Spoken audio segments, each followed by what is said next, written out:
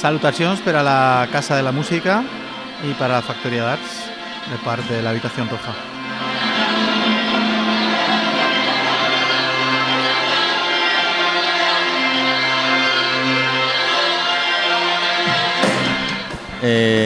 Memòria està sent un disc que ens està donant moltes alegries.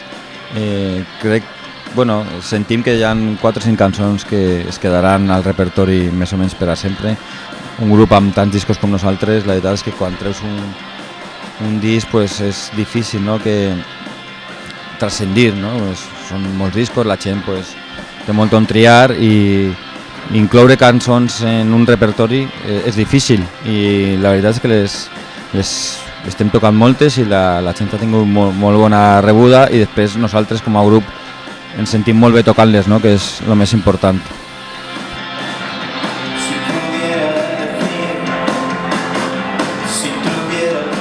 No, jo crec que sí que n'hi ha una base que pot ser està definida, no? Però sí que anem evolucionant-los, no?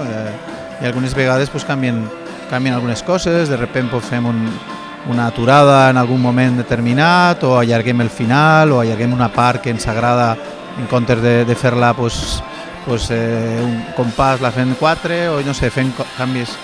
Inclús jo la lletra pues, a vegades puc inclús canviar alguna paraula, no? Vull dir que la veritat és que en aquest aspecte, pues, no sé, sí que és veritat que quan graves un disco pues, el graves i es queda com una fotografia, però el que és el directe jo crec que sempre va evolucionant, no?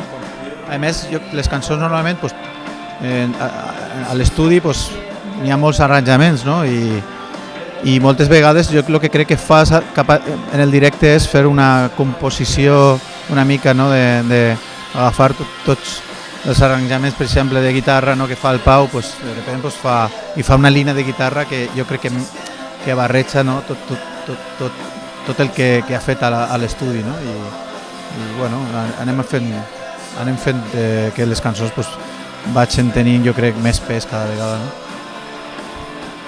Pues la veritat és que hem dedicat molt de temps a la producció del disc. Va ser un disc que jo crec que les cançons no se pareixen, moltes no se pareixen molt de lo que era la maqueta inicial, no? I a l'estudi vam treballar en Paco Loco les textures, molt els teclats, els ritmes, el baix, per exemple, ha canviat a muntó perquè una vegada canvies els ritmes i la intenció, pues de sobte pues la línia del baix no encaixa com encaixava o algun arranjament que havia fet Pau, per exemple, pues hi havia que canviar-lo per a que tot funcionara, no? I sí que hem dedicat prou de temps a la producció. De totes maneres, jo crec que n'hi ha molts teclats, però també n'hi ha moltes guitarres, vull dir, n'hi ha molt de tot, no? És un disc amb molts detalls i a lo millor sí que perquè n'hi ha un parell de temes, no? que jo crec que n'hi ha un parell de teclats que són més cantarins, podríem dir, pues, dona millor la sensació de que és un disc més de teclats, però jo crec que és un disc que n'hi ha molt de tot i se ho vam passar molt bé fent el disc. La veritat és que ha sigut això que vas a l'estudi sense idees preconcebides i vas fent camí, no? I quan acabes la producció no dius, ostres, pues, han canviat molt les coses, no?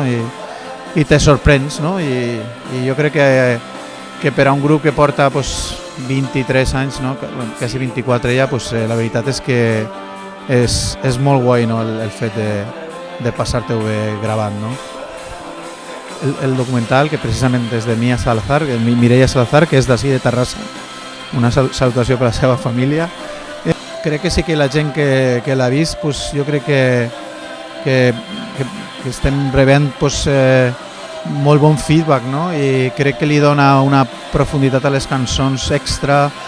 Crec que molta gent troba més sentit encara al que cantem, no? I jo sí que penso que és una cosa que va ser positiva per a la carrera del grup.